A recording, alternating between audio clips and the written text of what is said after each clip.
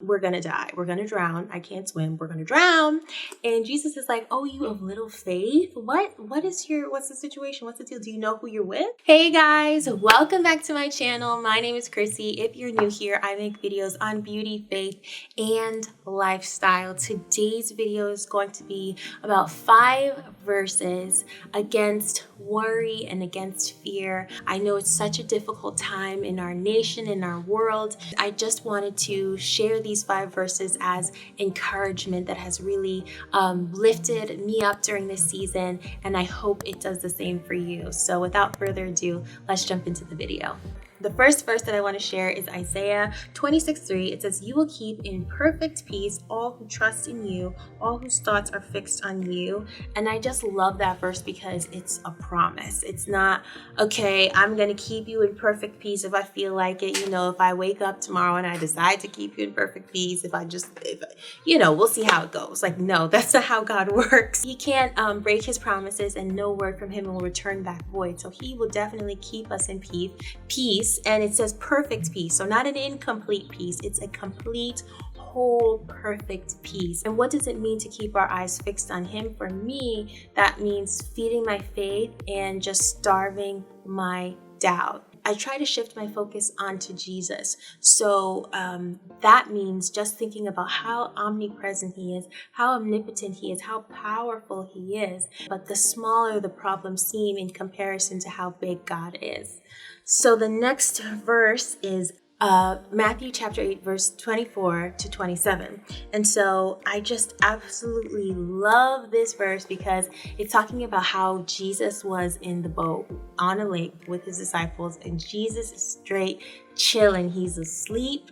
And his disciples are freaking out, like they're actually having a moment because there's an entire storm going on. There's like a whole entire storm. The winds are acting up. The waves are acting crazy.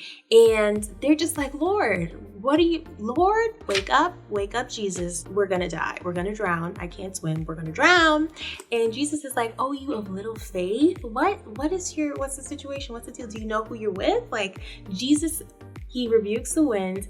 He rebukes the waves, and they are astonished. They're astounded. If Jesus is sleeping in the middle of a storm, then we can be at rest. We can be at peace in the midst of whatever it is that's going on, because he can literally, at the snap of his fingers, he can just calm the wind and the waves around us, and they will obey us. So my third verse is Isaiah 41:10. It says, "So do not fear, for I am with you. Do not be dismayed, for I am your God. I will strengthen you and help you. I will uphold you with my righteous right hand." And I love that because it's not a suggestion. God is saying, you know what? If you feel like it, don't be afraid. But you know what? Just see how you feel. By tomorrow when you wake up, see if you feel afraid. If you feel like being scared, go ahead, run with it.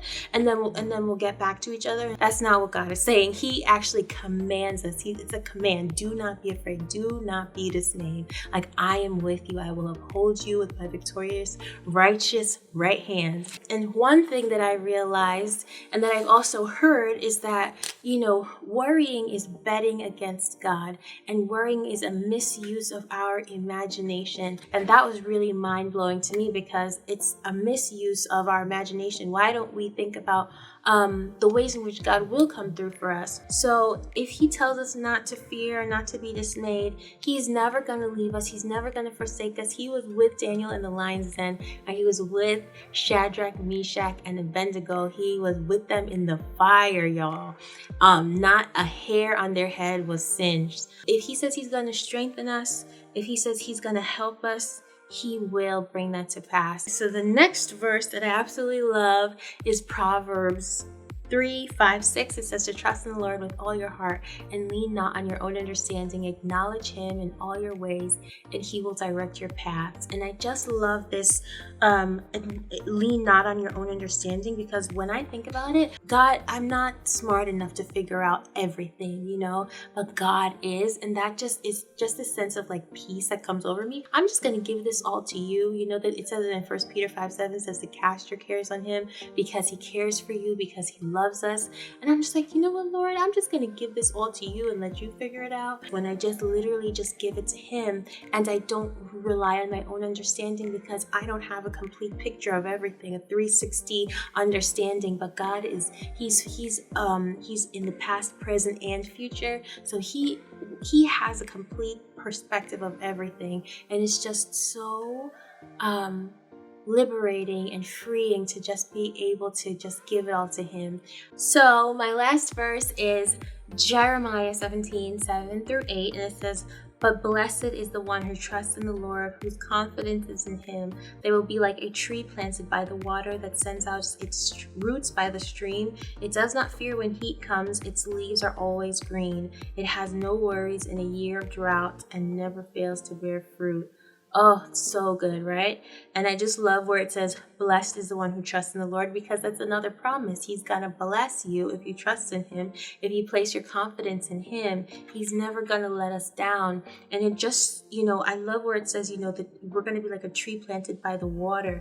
It doesn't freak out. It doesn't have a moment when the heat comes. Its leaves are always green. So it means like our roots are going to be planted even deeper and deeper into that soil, and we're going to be strengthened. And so it doesn't matter. We're always going to be bearing fruit if we continue to just place our trust in him, and he's going to bless us for it. So those are some of my favorite verses. And if you guys have any verses that you want to share below that have been really impactful in your life, then please share them with us below. I'd love to hear from you. If you guys have any questions, also leave them in the comment box below. If this video can help somebody, if it inspired you, please be sure to share it, and also like and subscribe. And so without further ado, I love you guys. I will see you in my next video. Bye.